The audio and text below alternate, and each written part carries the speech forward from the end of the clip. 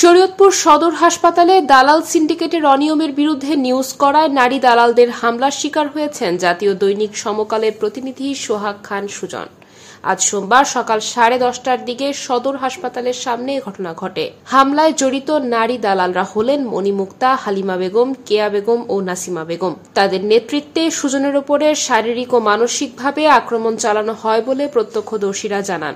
এর আগে গত 8 মে সমকাল পত্রিকায় সহকারীরাই রোগী ভাগান ক্লিনিকে শিরোনামে শরীয়তপুর সদর হাসপাতালের দালালদের দৌরাত্ম্য নিয়ে একটি অনুসন্ধানী প্রতিবেদন প্রকাশিত হয়। প্রতিবেদন প্রকাশের পর থেকেই সাংবাদিক সুজন নানা ধরনের হুমকি ও চাপের মুখে পড়েন। আজকের এই হামলা সেই চাপেরই অংশ বলে ধারণা করা হচ্ছে। সাংবাদিক সমাজ ও স্থানীয় সচেতন মহল এই হামলার নিন্দা জানিয়েছেন এবং দ্রুত দোষীদের আইনের আওতায় আনার দাবি তুলেছেন।